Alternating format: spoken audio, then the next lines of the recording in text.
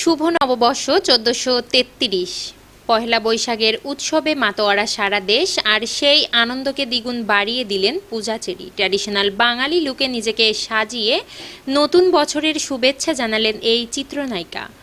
পূজার বৈশাখী লুকে যা ছিল বিশেষ ক্লাসিক লাল সাদা শাড়ি, পরনে সুতি কাপড়ের ডবকা পাড়ের শাড়ি, কপালে বড় লাল টিপ আর দুহাত ভর্তি কাচের চুড়ি। পুরো দস্তর বাঙালি ঘরোয়ানায় ধরা দিয়েছেন তিনি।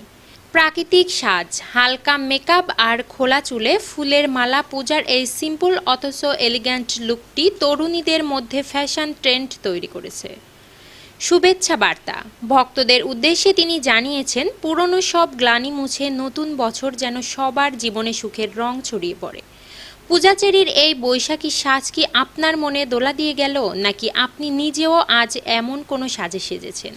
পূজার এই স্নিগ্ধ লুকটি আপনার কেমন লেগেছে? কমেন্টে আপনার প্রিয় তারকাকে নববর্ষের শুভেচ্ছা জানান এবং পোস্টটি শেয়ার করে উৎসবের আমেজ ছড়িয়ে দিন।